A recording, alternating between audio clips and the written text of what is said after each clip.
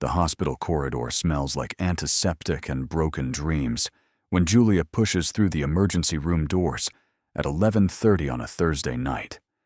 Her left hand is pressed against her right forearm, blood seeping through her fingers, despite the pressure she's applying.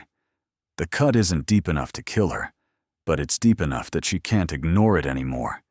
Deep enough that the white blouse she wore to work tonight is ruined. She shouldn't be here. She should be back at Luminosa, the upscale restaurant in the heart of Rome where she's worked for the past 4 months, finishing her closing duties. But Alessandro, the night manager, took one look at the gash on her arm and physically pushed her toward the door. "Go," he'd said, already pulling out his phone. "Before you bleed all over my clean floor." The joke had fallen flat. They both knew the floor was never clean. Julia approaches the registration desk, her legs steadier than she expected.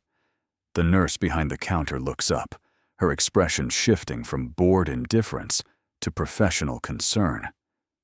"Name?" the nurse asks, fingers poised over her keyboard. "Julia Ferraro," she replies, her voice quieter than intended. "I cut myself at work, it won't stop bleeding." The nurse's eyes drop to Julia's arm, taking in the makeshift bandage of kitchen towels now completely saturated. "How did it happen?" "Broken wine glass." The lie comes easily because it's close enough to the truth. What she doesn't say is that the glass broke when Marco, one of the line cooks, threw it against the wall during an argument. What she doesn't say is that she was simply in the wrong place when physics and rage intersected. "I tried to catch it." The nurse nods, typing rapidly. "Insurance?" Julia's throat tightens. "I'll pay out of pocket." The nurse's expression softens. She's seen this before. Young women, working service jobs, trying to piece together lives in a city that devours the vulnerable. "Take a seat. We'll call you shortly." The waiting room is fuller than expected for a weeknight.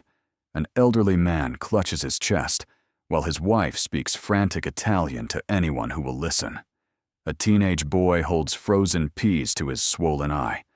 A mother rocks a feverish toddler. Julia finds a chair against the far wall and sinks into it. Her phone buzzes. 3 messages from her roommate, Chiara. "Where are you? Coming home soon?" "There's leftover pasta." Julia types back awkwardly with her uninjured hand. "At hospital. Cut my arm. I'm fine." The response is immediate. "What? Which hospital?" "I'm coming." "No," Julia replies quickly. "Seriously." "Just stitches. Home in a few hours." She silences her phone before Chiara can argue. The last thing she needs is her best friend seeing her like this, blood-stained and shaking in a too-bright emergency room. Julia closes her eyes, leaning her head against the cool wall. The cut throbs in time with her heartbeat. 6 months ago, she was in Florence, living with her aunt, and working at a cafe near the Duomo. Life was simple then, predictable. But predictable didn't pay university tuition, and simple didn't offer opportunities to build something more than her mother's life of struggle.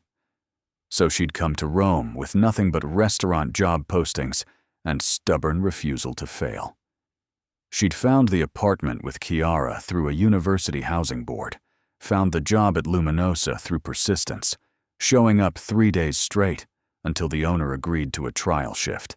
The pay was barely above minimum wage, but tips were good, and staff meals meant she didn't spend money on food. It wasn't much, but it was hers. Julia Ferraro. A nurse stands in the doorway, clipboard in hand. Julia follows her through a maze of curtained exam rooms to a small space near the back. The nurse takes her vital signs with efficient movements. "The doctor will be with you shortly. Keep pressure on that wound." Then she's gone, and Julia is alone with the antiseptic smell and distant sounds of other emergencies. She perches on the exam table, feet dangling, and unwraps the blood-soaked towels. The cut is uglier than she remembered. It runs from just below her elbow to mid-forearm, deep enough that she can see layers of tissue she doesn't want to identify.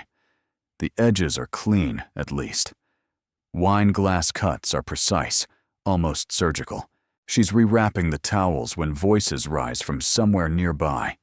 Not quite shouting, but urgent, authoritative. The nurse who checked her in says something about immediate attention and, "I don't care who he is." Then a man's voice, low and cold as winter rain. I'm not asking. Julia's instinct is to stay invisible, to pull the curtain closed and pretend she heard nothing. But curiosity has always been her weakness, so she leans forward, listening. "Sir, you need to calm down." A different nurse now. Male, placating. "We have protocols. Your protocols don't concern me." The cold voice again, closer. "Where's the trauma room?" Footsteps approach rapidly. Multiple people moving with purpose. Julia straightens just as her curtain is yanked open. 3 men fill the small space. 2 are large, broad-shouldered, wearing dark suits that scream security or worse. But it's the third man who makes Julia's breath catch. He's tall, well over 6 feet, with dark hair pushed back from a face carved from marble-sharp cheekbones, a jaw that could cut glass, and eyes so dark they're nearly black. He wears a white shirt, expensive from the fabric's look, but the right sleeve is soaked with blood. His hand presses against his upper arm, red seeping between his fingers. Those dark eyes lock onto hers, and for a moment, the emergency room chaos falls away. There's an intensity in his gaze that makes her feel simultaneously exposed and protected, as if he's cataloging every detail while deciding if she's a threat. Then his eyes drop to her arm, to the blood-soaked towels, and something shifts in his expression. The coldness cracks. "This room is occupied," one of the bodyguards says, but the dark-eyed man raises his free hand slightly, demanding silence. "You're hurt," he says to Julia, his Italian flawless but carrying an accent she can't place. Julia finds her voice.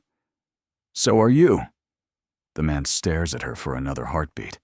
Then something like dark amusement flickers across his features. "So I am." One of the bodyguards steps forward.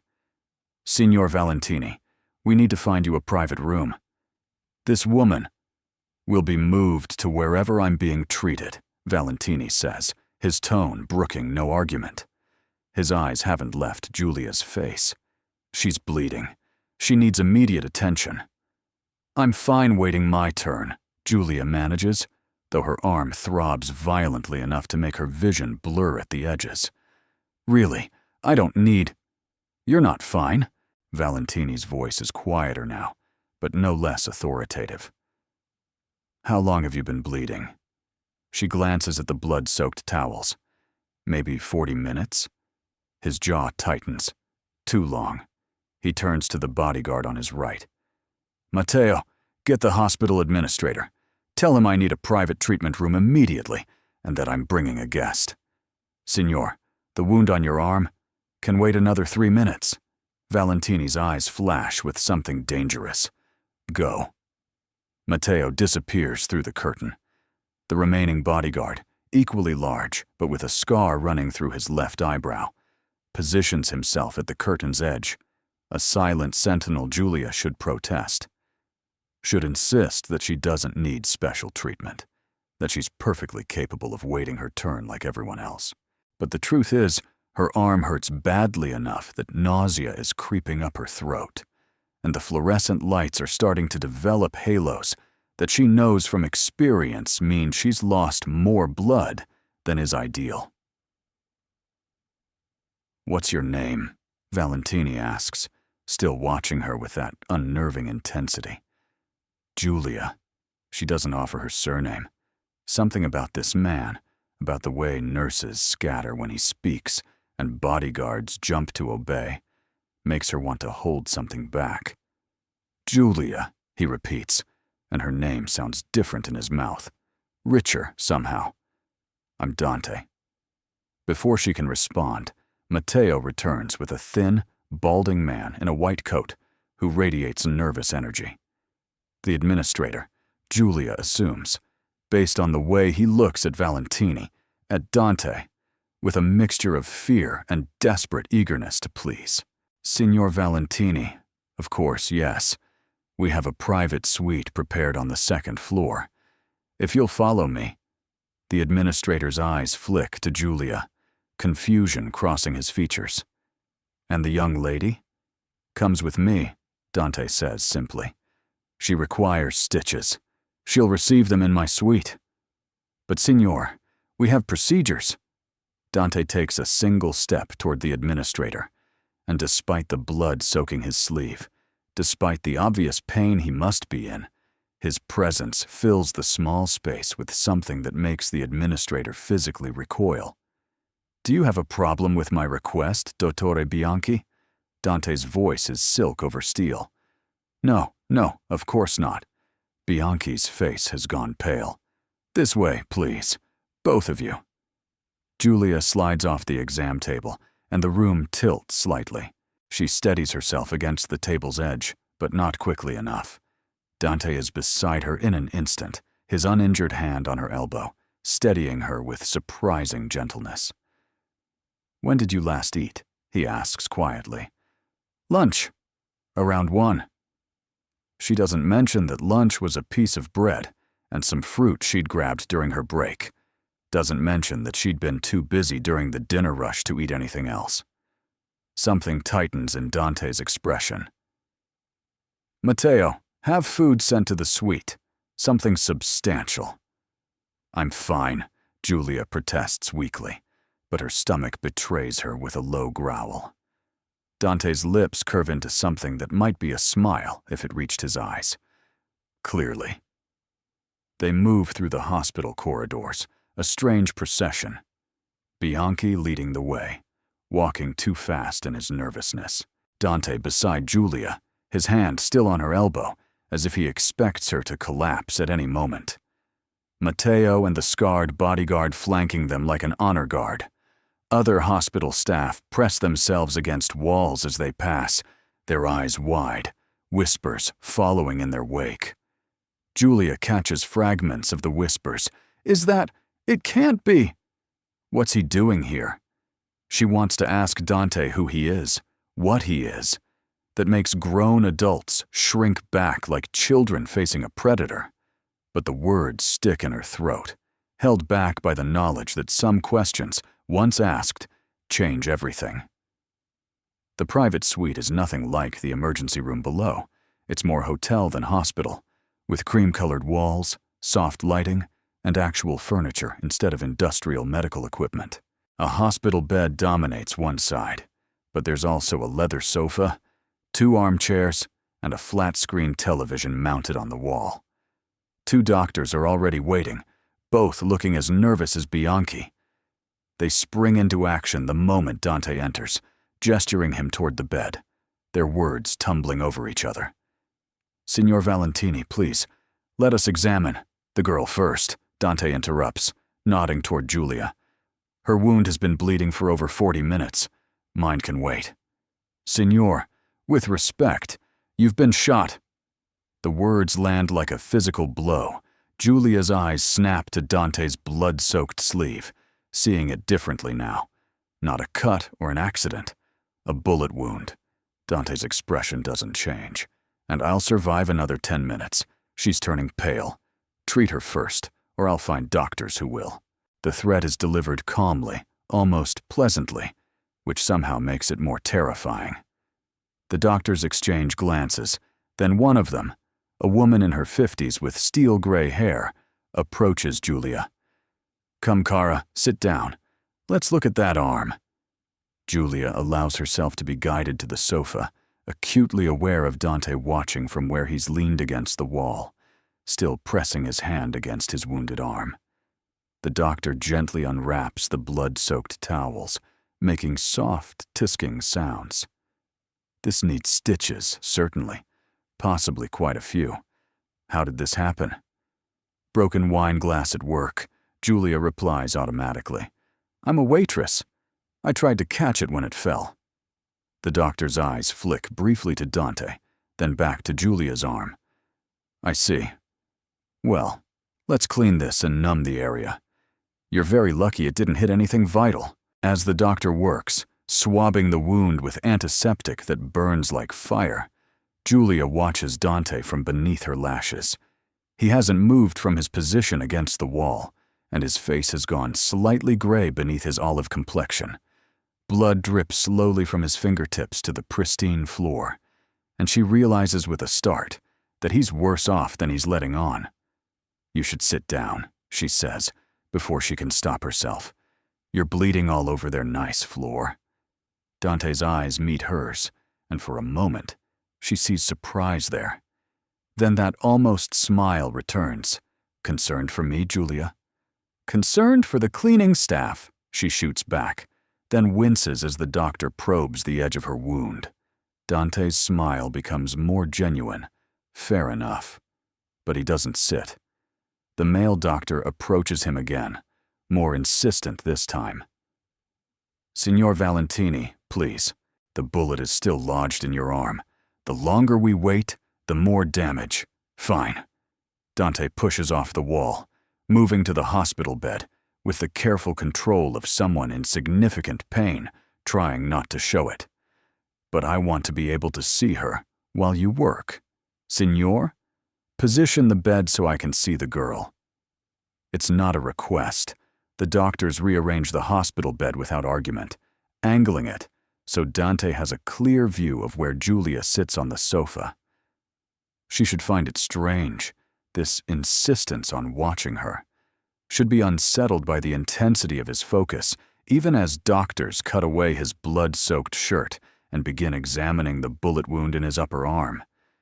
Instead, she finds it oddly comforting, like having an anchor in a storm she didn't know she was drowning in. The female doctor working on Julia's arm injects local anesthetic around the wound's edges. The pinch of the needle is sharp, but nothing compared to the original injury.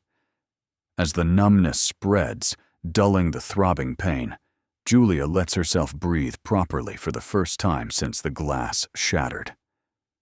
This will take some time, the doctor says gently, threading a curved needle with practiced efficiency. The cut is deep and long. I'm going to do my best to minimize scarring, but there will be a mark. That's fine, Julia murmurs. She watches the needle pierce her skin, feeling pressure, but no pain. Fascinated despite herself by the sight of her flesh being drawn back together. Across the room, Dante has gone very still as the male doctor probes his wound. His jaw is clenched tight enough that Julia can see the muscle jumping beneath his skin.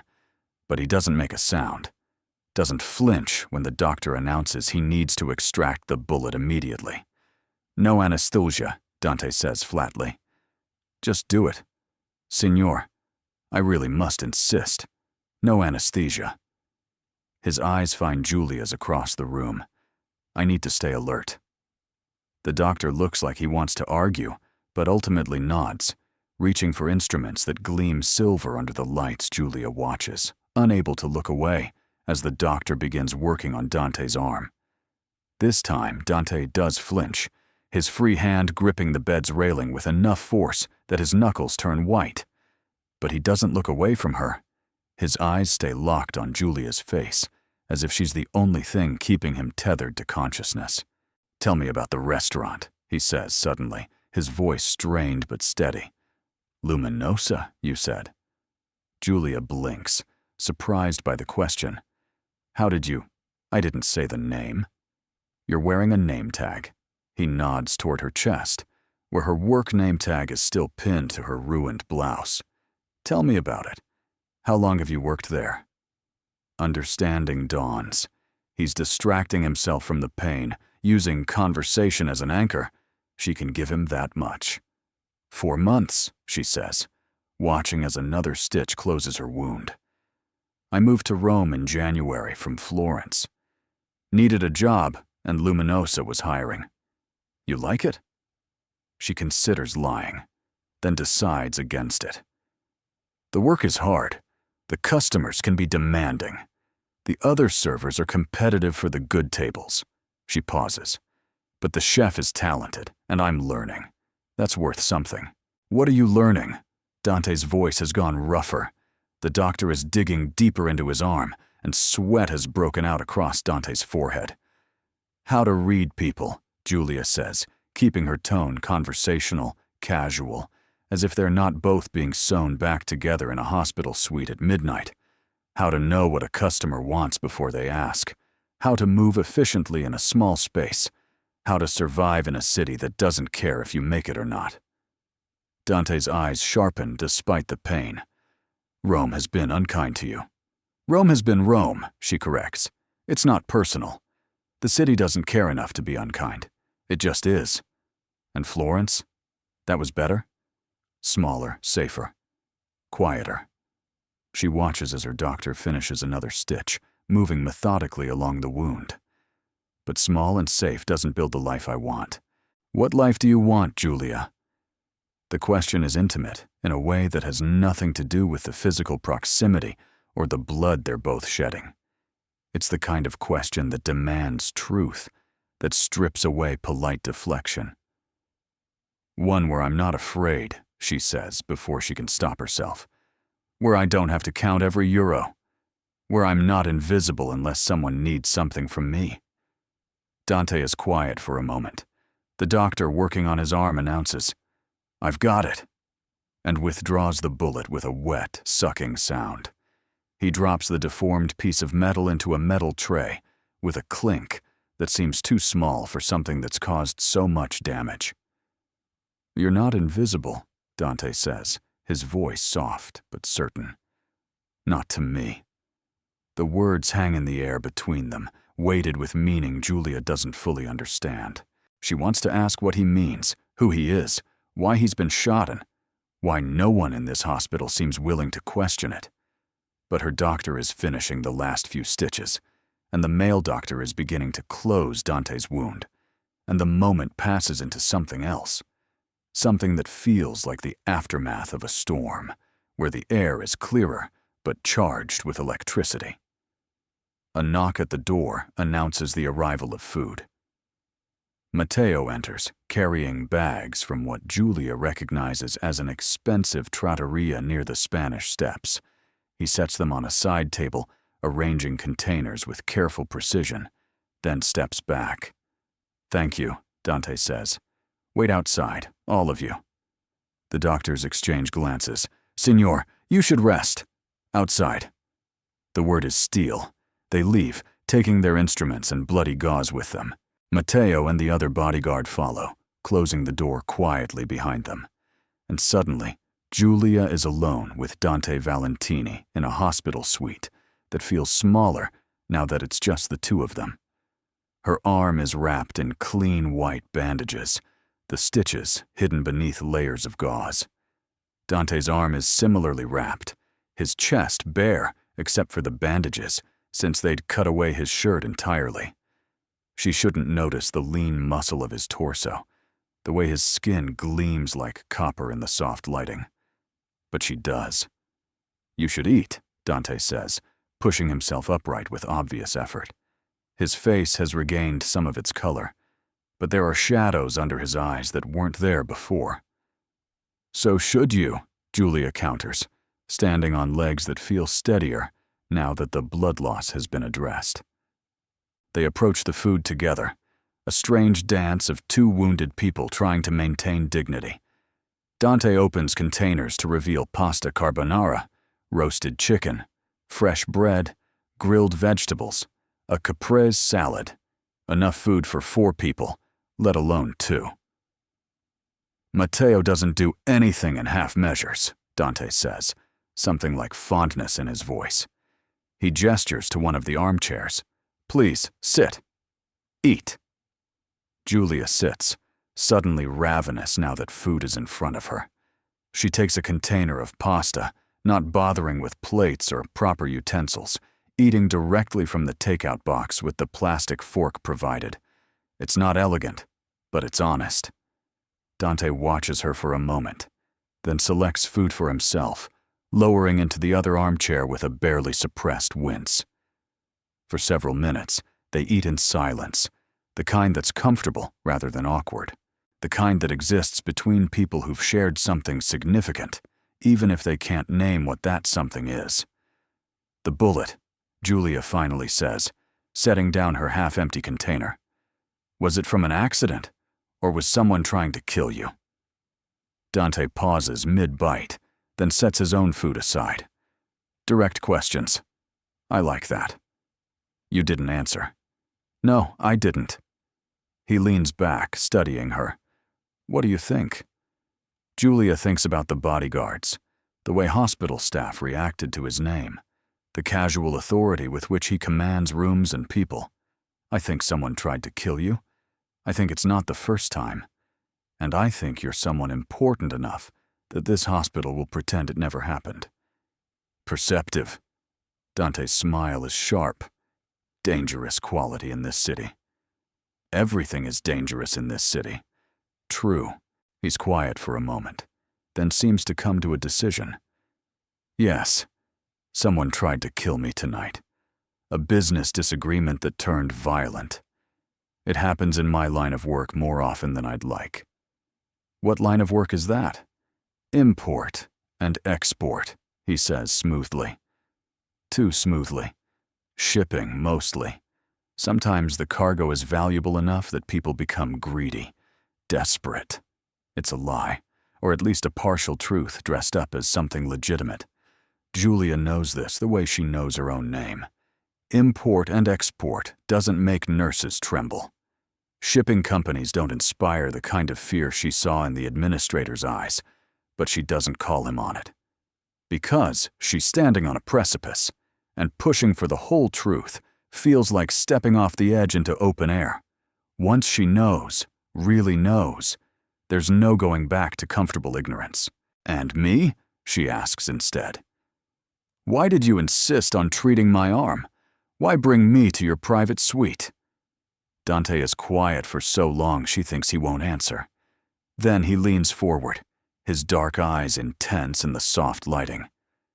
Because when I saw you sitting on that exam table bleeding and alone, something in me... He stops, shakes his head. This will sound insane. Try me. I wanted to protect you. The words are simple, but the weight behind them is immense. I don't know you, Julia. I have no reason to care whether you wait 3 hours in a crowded emergency room or receive immediate treatment. But the moment I saw you, I knew I couldn't leave you there. Julia's breath catches in her throat. She should dismiss his words as the dramatic declaration of a man high on adrenaline and blood loss, should laugh them off, finish her food, and ask for a taxi back to her apartment where reality lives, and strange Mafia princes don't materialize in emergency rooms, speaking about protection and fate. Instead, she asks, why? Dante's laugh is short, almost bitter. If I knew, I'd tell you. He runs his uninjured hand through his dark hair, leaving it slightly disheveled, in a way that makes him look younger, more human. I make decisions based on logic, Julia. Cold calculation. What benefits me? What strengthens my position? What eliminates threats? This. He gestures between them. This makes no sense. Maybe you hit your head when you were shot, Julia offers, trying to inject levity into the charged atmosphere. Temporary insanity. Maybe, he agrees, but his eyes say he doesn't believe it. The silence that falls between them now is different, weighted with possibility, and the kind of tension that makes Julia's skin feel too tight. She's acutely aware of how alone they are in this room, how the door is closed, how Dante's chest is still bare beneath the bandages wrapping his shoulder. She's also aware that she should be afraid. This man, whoever he really is, holds power she can only guess at. He's been shot, probably has enemies who would think nothing of hurting anyone connected to him, and he's looking at her like she's the answer to a question he didn't know he was asking. But fear isn't what makes her pulse quicken. That's something else entirely. I should go, she says, not moving. It's late. My roommate will be worried. Is that what you want? Dante asks. To go? I don't know what I want, she admits. An hour ago I wanted stitches in my bed. Now I'm in a private hospital suite, with a man I don't know, eating expensive food, and having a conversation that feels like it's about much more than injuries and midnight emergency rooms. Dante nods slowly. You could leave. I'd have Matteo drive you home. You'd wake up tomorrow, and this would feel like a strange dream. You'd go back to Luminosa, serve tables, collect tips, and never see me again. That sounds reasonable, Julia says, her heart pounding. Yes, it does. Dante leans forward, his elbows on his knees, closing the distance between them without actually moving closer. But we both know you're not going to do that. She should be offended by his presumption, should stand up, thank him politely for the medical care and food, and walk out with her dignity intact. Instead, she asks, "Why do we both know that?" "Because you felt it too." His voice drops lower, intimate. When our eyes met in that exam room, that recognition, like finding something you didn't know you'd lost. Julia's throat tightens. She wants to deny it, to dismiss it as romantic nonsense, spoken by a man who's lost blood and rational thought. But the truth is, she did feel something, a pull, sharp and undeniable, toward this dark-eyed stranger who commands rooms with a glance and carries bullet wounds like accessories. "This is crazy," she whispers. "Yes," Dante agrees, "completely insane. You could be anyone, a criminal, a dangerous man." "I am dangerous." There's no apology in his voice, just statement of fact. "I'm not a good man, Julia. I won't pretend otherwise." "Then why would I stay?" "Because despite everything that should send you running, you're still sitting here." His eyes hold hers, dark and fathomless. Because whatever this is between us, it's stronger than common sense or self-preservation. Julia stands abruptly, needing space, needing air, needing to think without the weight of his gaze on her. She walks to the window, looking out at Rome sprawling below. The city glitters with lights, beautiful and indifferent to the dramas unfolding in its countless rooms. "I came to Rome to build something," she says to the glass, to the city, to herself, to be more than I was, to matter. She hears Dante stand, hears his footsteps approach, careful and measured. He stops close enough that she can feel his warmth at her back, but not touching. Not yet. "You matter," he says quietly. "You mattered the moment I saw you. You don't know me." "No," he agrees, "but I want to." Julia closes her eyes. This is the moment, the choice point. She can turn around and leave, return to her small life of counting euros and invisible waitressing. Or she can turn around and step into whatever this is, knowing it will change everything she turns around. Dante is closer than she expected, his bare chest inches from her, his dark eyes searching her face. The bandage on his arm is stark white against his skin, a reminder of violence and danger. But his expression is open in a way she suspects is rare for him, vulnerable beneath the controlled exterior. "I have rules," she says, her voice steadier than she feels. "If I stay, if we do whatever this is, I need rules."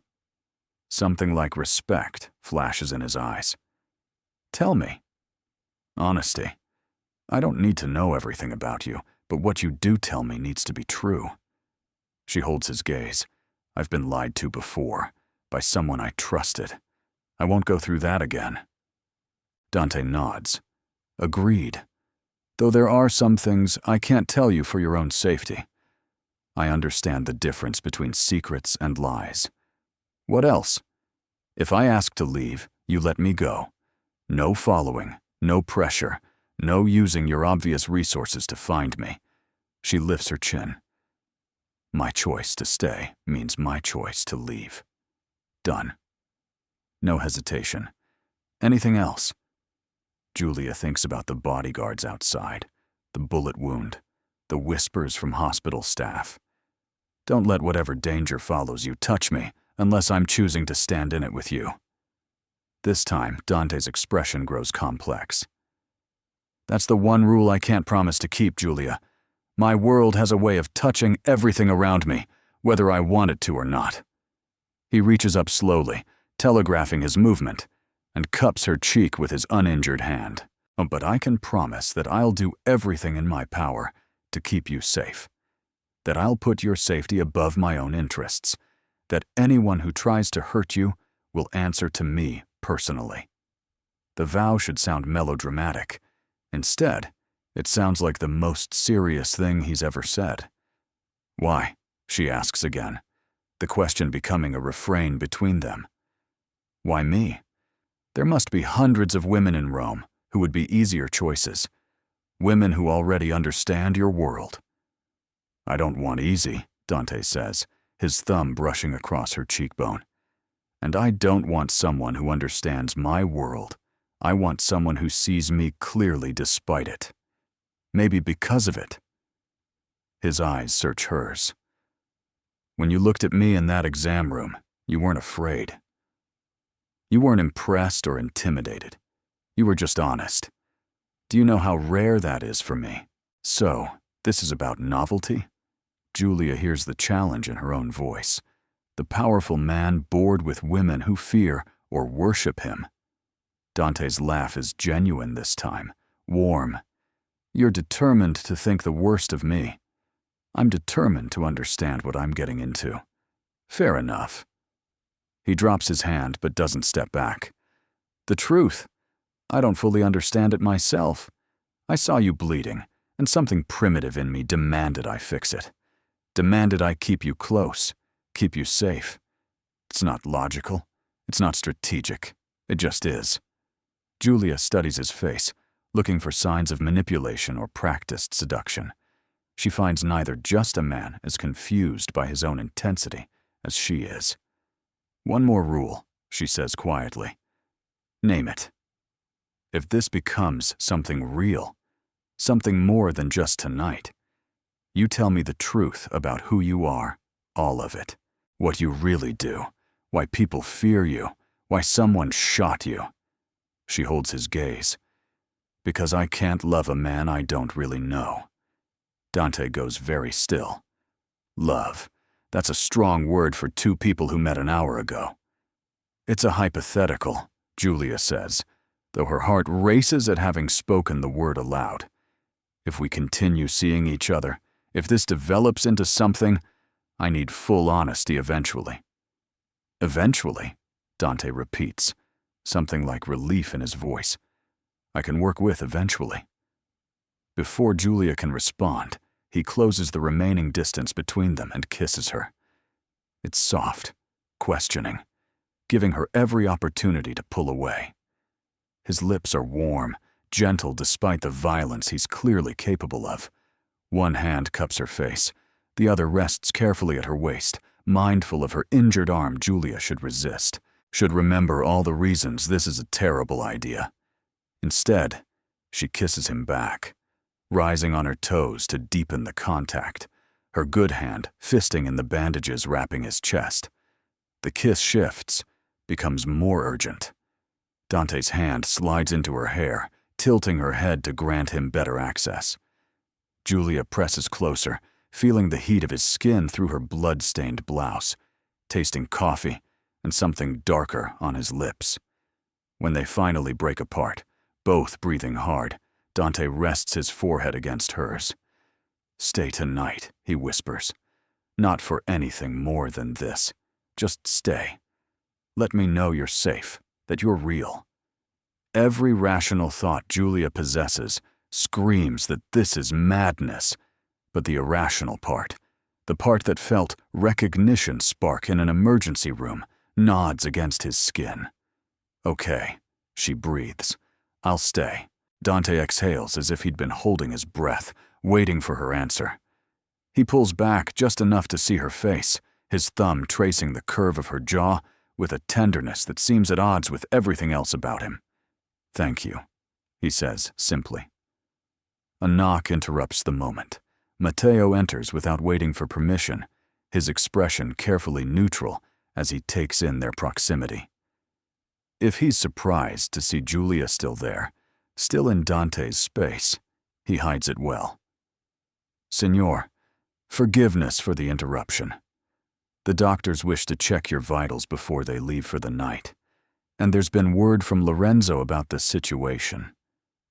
Dante's expression shudders immediately, the vulnerable man who kissed Julia disappearing behind the mask of authority. "Give me a moment." Matteo nods and retreats. Dante turns back to Julia, and she can see him weighing something in his mind. "I need to handle business," he says. "It won't take long, but I need you to wait here. The room is private. No one will disturb you." "I can go," Julia offers, though the words taste false. "If you have things to deal with." "No." The word is firm. "Please, Julia, stay." She nods, and something eases in his expression. He catches her hand, brings it to his lips, presses a kiss to her knuckles that feels like a promise. Then he's gone, slipping out the door with Matteo, leaving Julia alone in the too quiet room. She sinks back into the armchair, her mind racing. What is she doing? She knows nothing about this man, except that he's dangerous, wealthy, and makes her feel things she hasn't felt since before she learned that feelings can be weaponized against you. Her phone buzzes. Chiara, of course, with a string of increasingly frantic messages. Julia types out a response, keeping it vague. "Got stitches. Staying with a friend tonight, home tomorrow. I'm safe, I promise." The response is immediate. "What friend? You don't have friends in Rome except me." "Someone I met tonight," Julia types back. "Long story. I'll tell you tomorrow." She silences her phone before Chiara can interrogate further and stands, restless. The room feels smaller now that she's alone. She moves to the window again, watching Rome breathe beneath her. Somewhere out there is her tiny apartment with its chipped paint and temperamental heating. Somewhere out there is Luminosa, with its demanding customers and competitive servers. Somewhere out there is the life she's been building, small and safe and hers. This moment feels like standing at a crossroads. One path leads back to that life, familiar and predictable. The other leads into darkness, lit only by Dante's dark eyes and dangerous promises.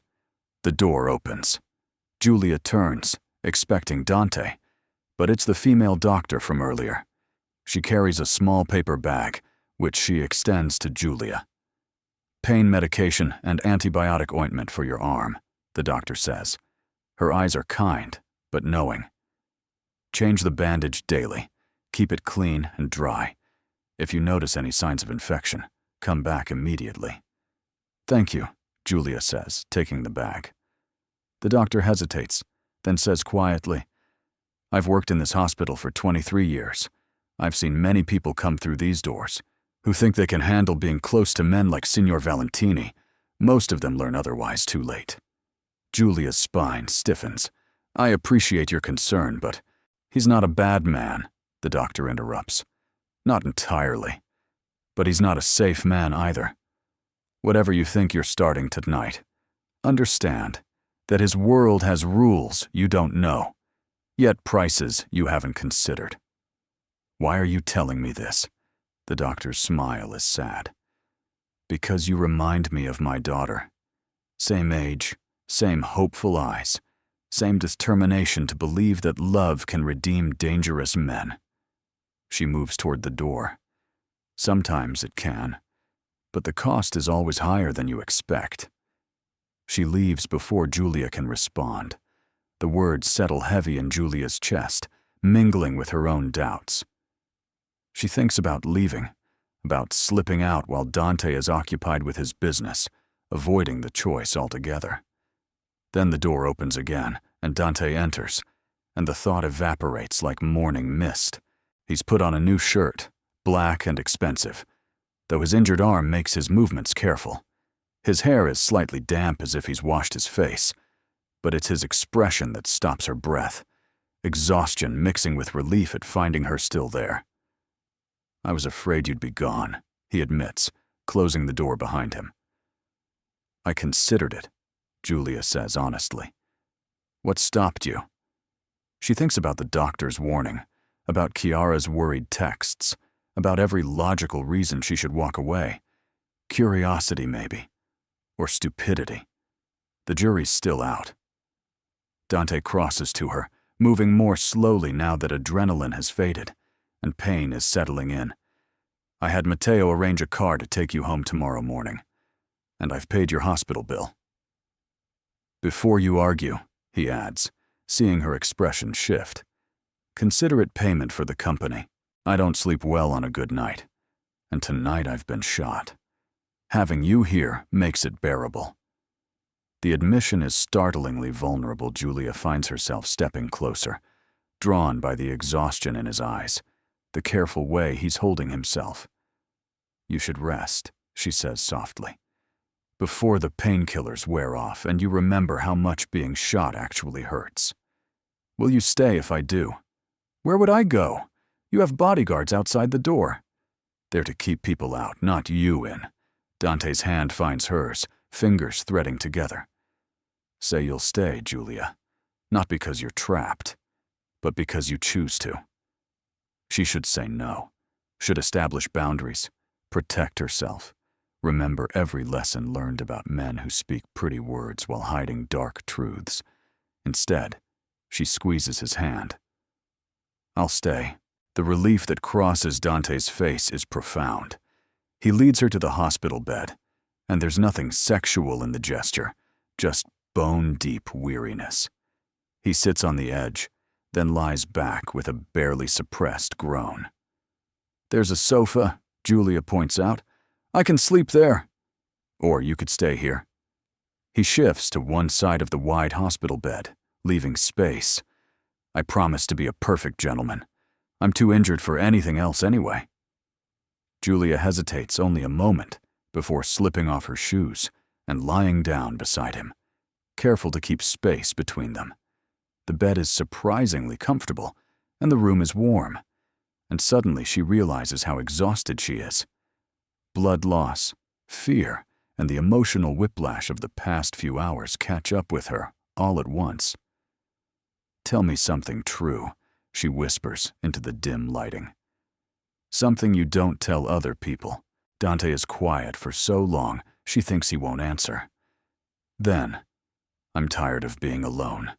I've built an empire, have more money than I could spend in 10 lifetimes, command loyalty from hundreds of people. But I eat dinner by myself, sleep in empty beds, wake up with no one to talk to about the dreams that wake me at 3 in the morning. His voice drops lower. I'm 34 years old, and I'm profoundly lonely. Has been for so long, I'd almost forgotten what it felt like to want someone's company for reasons that have nothing to do with business or strategy. The confession hits Julia in the chest. She turns her head to look at him, finding him already watching her. That's sad, she says softly. Yes, he agrees. It is. I'm lonely too, she admits. Different reasons, different kind, but I understand the feeling of being surrounded by people and still being fundamentally alone. Dante reaches across the space between them, finding her hand again. Their fingers intertwine, and the simple contact feels more intimate than the kiss they shared earlier. Not alone tonight, he murmurs, his eyes already drifting closed as exhaustion and medication pull him under. Not alone tonight, Julia echoes, watching as his breathing evens out, as the lines of pain and tension smooth from his face. She should feel afraid, lying in a hospital bed with a wounded stranger who wields power like a weapon and kisses like salvation. Instead, she feels something dangerously close to peace. Her own eyes grow heavy. The last thing she's aware of before sleep claims her is the warmth of Dante's hand in hers and the steady rhythm of his breathing beside her. Julia wakes to sunlight streaming through windows and the disorienting sensation of not knowing where she is. For a moment, she lies still, piecing together memories, the hospital, the blood, Dante's dark eyes and darker promises, the choice to stay. She turns her head to find the space beside her empty. Sheets cool to the touch. Dante is gone, though the impression of his body remains in the mattress. Panic flutters briefly in her chest. Has he left her here? Was last night some elaborate fever dream brought on by blood loss? Then she hears water running from the attached bathroom, and relief washes through her. She sits up carefully, her injured arm stiff and aching. The bandage is clean, no blood seeping through. The pain is manageable, more discomfort than agony. The bathroom door opens, and Dante emerges in dark slacks and a fresh white shirt, his hair damp from the shower. His injured arm is rebandaged, the pristine white stark against his olive skin. He looks like he stepped from the pages of a magazine, polished, controlled, powerful. Then he sees she's awake, and his expression softens into something almost boyish. "Good morning." "Morning," Julia replies, acutely aware that she's still wearing yesterday's blood-stained blouse and wrinkled work skirt. Her hair must be a disaster, and she probably has mascara smudged under her eyes. She feels suddenly self-conscious, in a way she didn't last night in the dim lighting and emotional intensity. Dante seems to sense her discomfort. He moves to a garment bag hanging on the back of the door. When did that arrive? And pulls out clothing. "I had Matteo bring these. They should fit." He sets them on the bed beside her. There's a shower, fresh towels, toiletries. Take your time. Julia looks at the clothes, jeans that appear to be her size, a soft cashmere sweater in deep blue, undergarments that make her blush because how did he know her size? Clean socks, even shoes that look like they'll fit. The efficiency is both impressive and slightly unnerving. "You had someone go shopping this morning?" "Last night, actually. While we slept." Dante's expression is unreadable. "I wanted you to be comfortable. You have people shopping for women's clothes at 3 in the morning? I have people who do what I ask when I ask it." He says it matter-of-factly, without arrogance. Simple truth. Is it too much? Julia considers. Yes, it's too much. It's controlling and presumptuous, and exactly the kind of high-handed behavior she should resist. But it's also thoughtful in its way. He could have let her wear bloody, ruined clothes home. Instead, he anticipated her needs. "It's very practical," she says finally. Diplomatically, Dante's smile suggests he hears everything she didn't say. Diplomatic. I'll remember that about you. He heads toward the door. "I'll be just outside. The doctors want to check both our wounds before we're discharged. Then I'll have you driven wherever you'd like to go." He leaves her alone with the expensive clothes and complicated feelings. Julia gathers everything and retreats to the bathroom, which is all marble and chrome, and far nicer than any hospital bathroom has a right to be. The shower is bliss, hot water sluicing away dried blood and sweat, careful around her bandaged arm. She finds luxury toiletries, shampoo that smells like bergamot and jasmine, soap that lathers like silk. She washes her hair twice, stands under the spray until the water runs cold. Wrapped in a towel, she examines the clothes more closely. The jeans are designer, the sweater cashmere as she suspected. Even the undergarments are from an expensive boutique. Everything fits perfectly, because of course it does. Dante seems like a man who doesn't accept imperfection. She dresses slowly, trying not to think too hard about how he knew her sizes, about the resources required to acquire all this in the middle of the night. When she emerges, feeling more human in clean clothes, Dante is speaking quietly with Matteo near the door. Both men turn as she enters. Matteo's expression remains professionally neutral, but she catches a flicker of something, assessment, maybe, or calculation, before it disappears.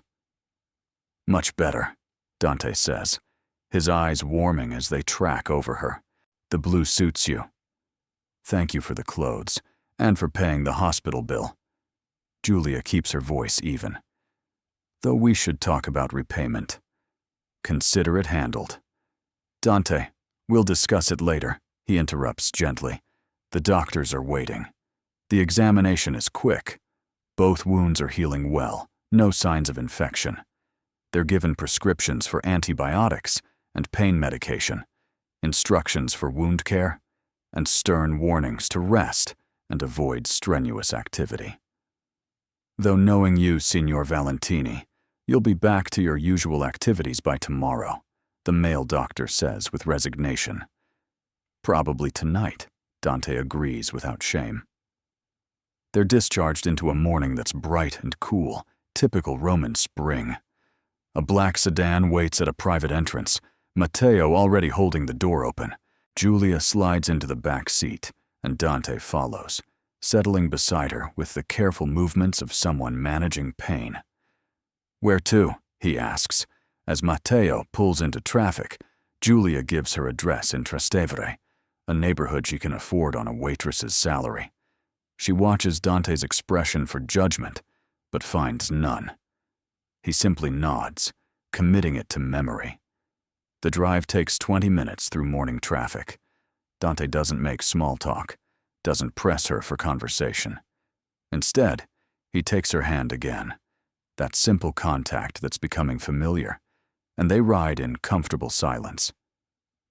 When they pull up outside her building, a narrow structure with peeling paint and laundry hanging from iron balconies, Matteo comes around to open her door. Julia starts to exit, then pauses. "Will I see you again?" The question escapes before she can stop it. Dante's expression is unreadable. "Do you want to?" "I don't know," she admits. "Last night was intense. Maybe it was just adrenaline and blood loss making everything feel more significant than it was." "Maybe," Dante agrees, but he's already pulling out his phone, holding it toward her. "Put your number in. Let me prove it wasn't just adrenaline." Julia hesitates, standing on that precipice again. One choice, and her life stays small and safe. Another choice, and she steps into whatever this is with full knowledge that it could destroy her. She takes the phone and enters her number. Dante's smile is small but genuine. "I'll call you tonight." "I work tonight. Dinner shift at Luminosa." "Then I'll call you after." Julia nods and exits the car, walking toward her building on legs that feel steadier than they should. She doesn't look back, though she can feel Dante's eyes on her until she's inside and the door closes behind her. The apartment is small and cluttered in the way of places inhabited by two young women with limited funds. Chiara is in the kitchen making coffee, still in pajamas, and she whirls around as Julia enters. "Finally, I've been losing my mind." Chiara's eyes go wide as she takes in the expensive clothes, the professional bandage. "What happened? Who were you with? And why are you dressed like you raided a boutique?" Julia sinks onto their threadbare sofa, suddenly exhausted, despite the night's sleep. "It's complicated." "Complicated how?" "Julia, you sent me one text, saying you were in the hospital, and then radio silence for 12 hours. Chiara sits beside her, genuine worry creasing her features. "I thought about calling the police. I'm sorry. I should have texted more. Julia struggles to find words that will make sense. "I met someone. At the hospital. It happened very fast." "Met someone? You went to the emergency room with a cut arm and came back with a boyfriend?" "Not a boyfriend. I don't know what he is." Julia touches her bandaged arm absently. "But something happened between us. Something I can't really explain." Chiara studies her face, and whatever she sees there makes her expression shift. "Oh no, Julia, you have that look." "What look?" "The falling look. The one you had right before things went bad with Marco and Florence." Chiara grips Julia's good hand. "Please tell me this man is better than Marco." Please tell me you're not about to make the same mistake.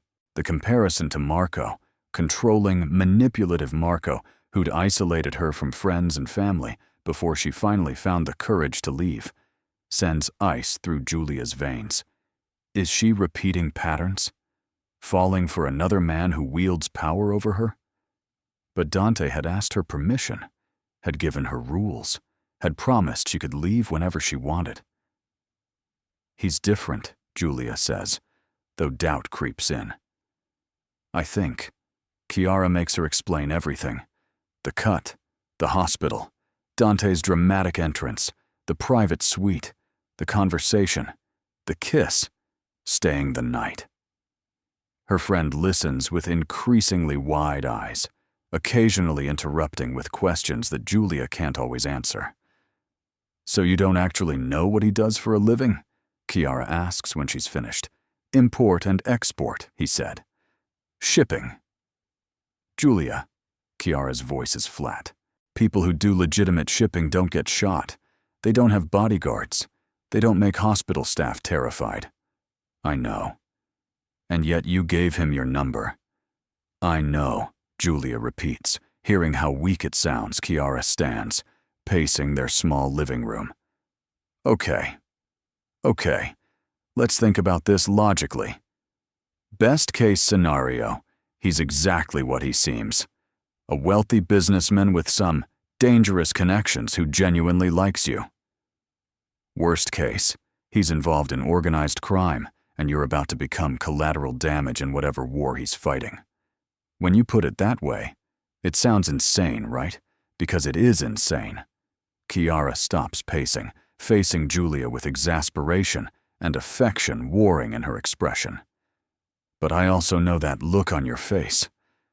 You're already in too deep to back out gracefully. I barely know him. Exactly. Which means you can still walk away before it gets complicated. Julia thinks about Dante's admission of loneliness, about the vulnerability in his eyes when he asked her to stay, about the way his hand felt in hers through the night. I think it's already complicated. Chiara sighs, defeated. Then promise me something. Promise you'll be careful, that you'll keep your eyes open, and that if he turns out to be dangerous in the wrong ways, you'll let me help you get out. I promise. They seal it with coffee and the stale cornetti left from yesterday, and Chiara extracts every detail about the expensive clothes and the private hospital suite, while simultaneously lecturing about red flags and warning signs. It's comforting, this normalcy. It reminds Julia that she has a life outside of Dante Valentini's dark eyes and dangerous promises. She sleeps for a few hours, dreamless and deep. When she wakes, it's afternoon, and she needs to prepare for her shift at Luminosa. Her injured arm aches as she dresses in her work uniform, but it's manageable with the pain medication. At the restaurant, Alessandro does a double take when he sees her bandaged arm. Madonna, Julia, I thought you'd be out for days. Just stitches, she says, tying her apron.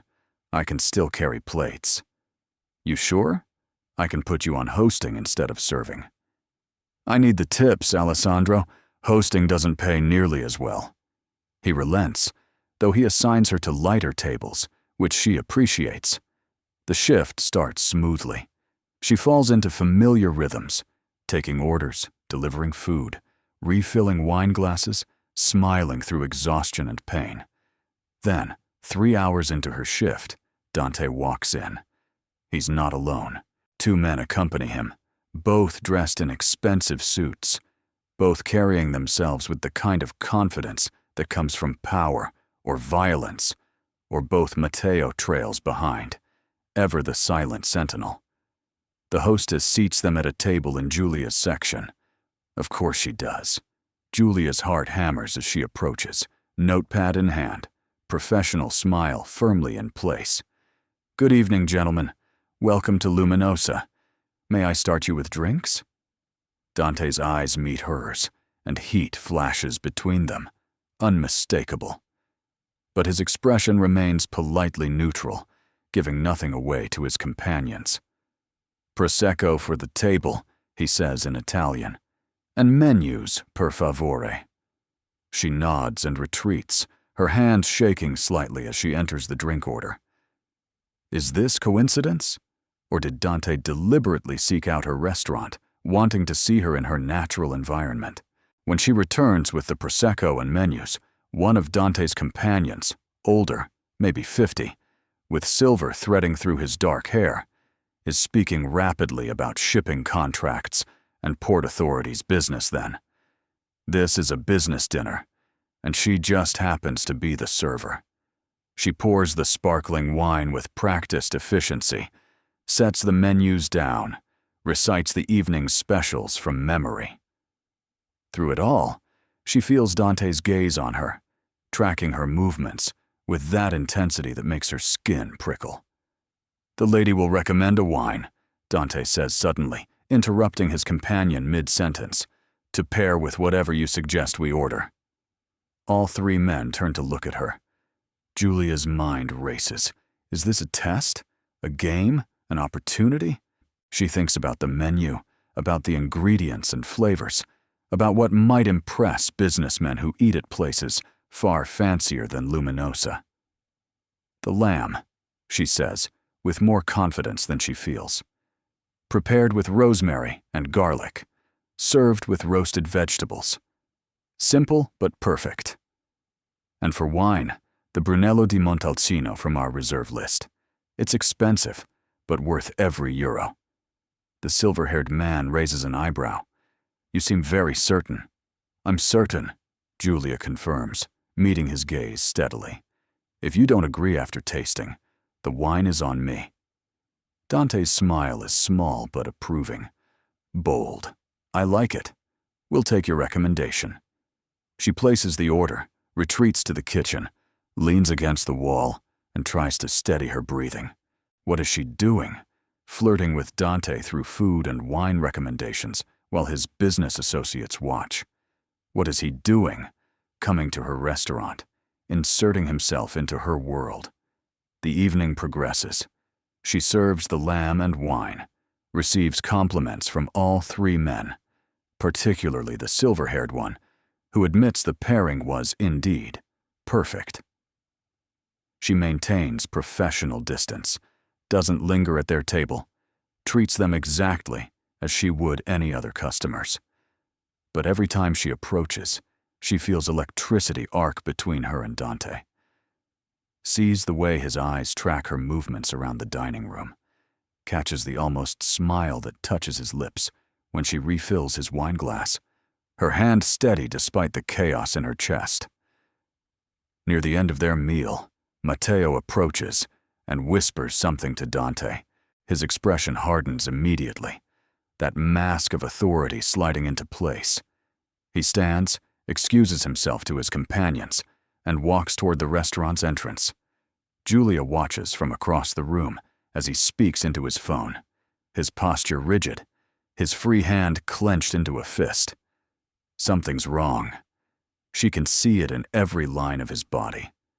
She shouldn't care, shouldn't want to go to him, to ask what's happened, to offer comfort she has no right to give. But her feet carry her across the dining room before conscious thought can intervene. Is everything all right? She asks quietly. When she reaches him, Dante looks at her, and for a moment, she sees past the mask to the man beneath. Worried. Angry. Tired. No, he says simply, but it will be. Can I help? You already do. His hand finds hers briefly, squeezes once. Just by being here, by being real in a world that's mostly illusion and manipulation. Before Giulia can respond, one of his companions approaches. Dante, we need to leave. Lorenzo says it's urgent. Dante nods, then turns back to Giulia. I'll call you. Tonight, after your shift. We need to talk. About what? About what happens next. His eyes hold hers. About whether you're ready for what I want to offer you. Then he's gone, striding out of the restaurant with his entourage, leaving Giulia standing in the middle of the dining room with questions multiplying like rabbits. The rest of her shift passes in a blur. She moves through the motions mechanically, her mind elsewhere. When she finally clocks out near midnight, exhausted and aching, her phone rings. Dante's number flashes on the screen. She answers. "Hello?" "Julia." His voice is rough, strained. "I need to see you, now. It's important. It's midnight. I just finished work. I'm exhausted. Please." The single word stops her protest. "There's a car outside your restaurant Matteo is driving. I need 30 minutes of your time. That's all I'm asking." Every self-preservation instinct screams that she should say no, should go home to her safe apartment, her safe bed, her safe life. But she's already walking toward the restaurant's exit, already scanning the street for the familiar black sedan. 30 minutes, she agrees. That's all. The car is idling at the curb, Matteo behind the wheel. He opens the back door as she approaches, his expression as unreadable as ever. Julia slides in, and the door closes with a solid thunk that feels like sealing her fate. They drive through Rome's night streets, winding through neighborhoods she doesn't recognize. Julia watches the city pass outside the window, trying to calm her racing heart. What could be so urgent that Dante needs to see her at midnight? What happened during that phone call at the restaurant? After 20 minutes, they pull up to a building in Parioli, one of Rome's wealthiest neighborhoods. The structure is modern, all glass and steel, with a doorman who nods deferentially as Matteo escorts her inside.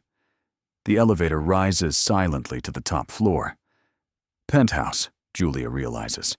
Of course, Dante lives in a penthouse. The doors open directly into the apartment. Julia steps out and stops, breath-catching. Floor-to-ceiling windows showcase Rome glittering below like scattered diamonds. The space is minimalist but luxurious. Dark wood, leather furniture, abstract art that probably costs more than she'll earn in her lifetime. And in the center of it all stands Dante, still in his suit from dinner, but disheveled now. His jacket is gone, his shirt sleeves rolled up, his hair mussed, as if he's been running his hands through it repeatedly. The bandage on his arm shows a small bloom of red where he's stressed the wound. "You're bleeding again," Julia says, moving toward him instinctively. "You need to rest, not?" "Someone tried to kill me again tonight." The words stop her mid-step. "After I left the restaurant, 3 men with guns, waiting in the parking garage where I keep my car." Julia's blood runs cold. "Are you hurt?" "No. Matteo and Giuseppe handled it." His voice is flat, emotionless, but his eyes burn with something dark. "But they won't be the last. Whoever wants me dead isn't going to stop until they succeed, or I eliminate them first." "Then go to the police." Dante's laugh is bitter. "The police can't help me, Julia. The police won't help me. This is my world, and in my world, you handle your own problems." She stares at him, pieces clicking into place. The bodyguards, the fear in hospital staff, the way people whisper his name. "You're Mafia." It's not a question, but Dante answers anyway. "Not exactly. That's too simple a word for what I am. But yes, I operate outside the law. I run organizations that traffic in things most people prefer to pretend don't exist. I make decisions that result in violence, sometimes death." His eyes bore into hers. "I'm not a good man, Julia. I told you that yesterday. But I need you to understand exactly what that means." Julia should run, should demand Matteo take her home immediately, should block Dante's number, should forget she ever met him. Instead, she asks, "Why are you telling me this now?" "Because someone knows about you." Dante's hands clench into fists. "At dinner tonight, I received a message, a photograph of you leaving the hospital this morning, wearing the clothes I had bought for you, and a note saying that anyone I care about is a target." The words land like physical blows. "They're threatening me because of you." "Yes." No apology in his voice, just acknowledgement. which means I have two choices. I can walk away from you completely, make it clear to my enemies that you mean nothing to me. You'd be safe then. Forgotten. His jaw tightens. Or I can bring you fully into my world, under my protection, where my enemies will know that touching you means declaring war on me directly. Those aren't choices. Julia's voice shakes. That's you deciding my life for me. No. Dante crosses to her in 3 strides, his hands cupping her face with surprising gentleness. The choice is yours, Julia, always yours. But you need to make it with full knowledge of what each option means. If I walk away, you'll be safe. You'll go back to your life, your restaurant, your dreams. I'll make sure my enemies know you were nothing but a brief encounter, meaningless. Pain flashes in his eyes. It will hurt letting you go, but I'll do it to keep you safe. And if I stay, then you become mine. The words are possessive, primal. Fully, completely mine. You'll live here, under my protection, surrounded by my people. You'll learn my world, meet my associates, understand the full scope of what I do. It won't be easy, it won't be safe, but you'll never be alone again. And anyone who tries to hurt you will learn why people fear my name. Julia pulls away from his touch, needing space to think. She walks to the windows, staring at Rome spread below her. Somewhere down there is her apartment, her life, her carefully constructed independence. Somewhere down there is the safety she's fought so hard to build after escaping Marco's control. But that safety is an illusion now. The moment Dante's enemies photographed her, the moment they connected her to him, that safety evaporated. Whether she walks away or not, she's marked now. Known. You said I'd become yours, she says to the glass, to the city, to the reflection of Dante standing behind her. What does that make you to me? She watches his reflection move closer until he's just behind her, not touching, but close enough that she can feel his warmth. Yours, he says simply, completely, irrevocably yours. My resources, my protection, my loyalty, my heart, for what it's worth. Your heart? Julia's laugh is shaky. We've known each other for 2 days. I know. His voice is rough with emotion. It's insane. It's too fast. It defies every logical thought I possess. But when I got that photograph tonight, when I realized someone was threatening you because of me, I wanted to burn the entire city down to keep you safe. His hands settle on her shoulders, gentle but firm. That's not logic, Julia. That's not strategy. That's something else entirely. She turns to face him, tilting her head back to meet his eyes. If I stay, if I choose this, I need your honesty. Complete honesty. No more vague references to import and export. No more half-truths. Everything. Everything, Dante agrees.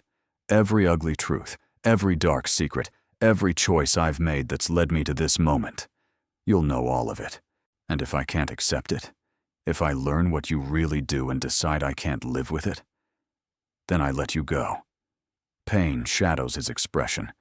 It would destroy me, but I'd let you go. Your choice. Always.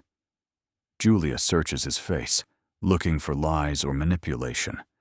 She finds neither just a man as terrified as she is, standing on the same precipice, equally unsure if they're about to fly or fall. I want time, she says finally. Not to decide whether to stay.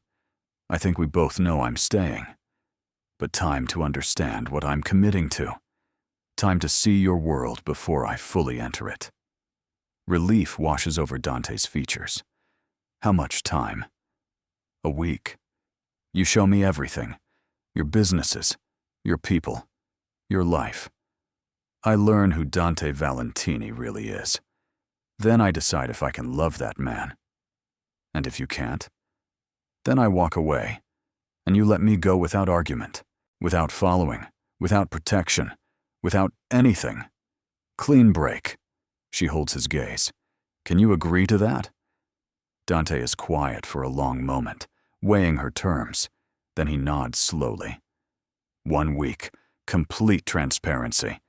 And at the end, you choose freely. He extends his hand. Agreed.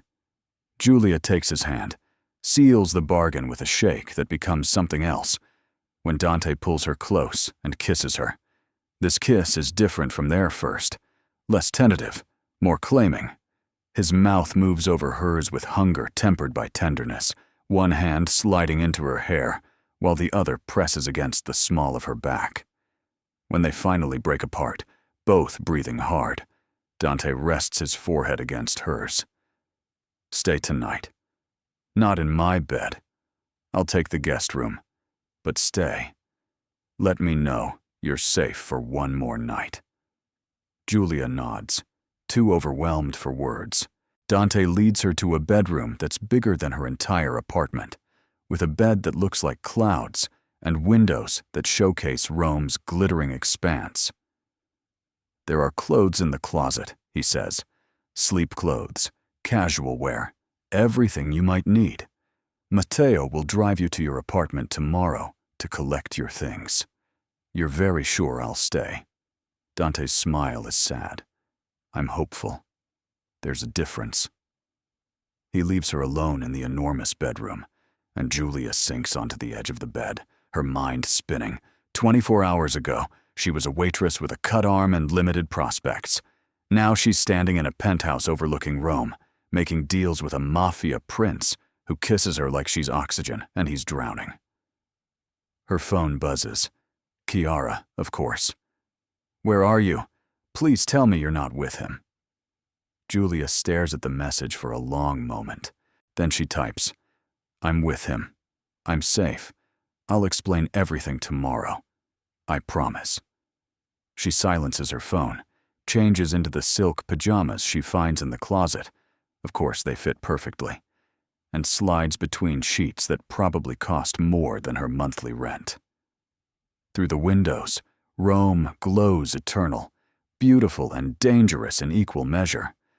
Just like the man sleeping in another room, the one who's somehow become essential to her in the space of 2 days, the one whose world she's about to enter with eyes wide open and heart terrifyingly vulnerable. Julia closes her eyes and lets exhaustion claim her, knowing that when she wakes, nothing will ever be the same again. The precipice is behind her now. She's already falling. The only question is whether Dante will catch her, or if they'll both shatter on impact.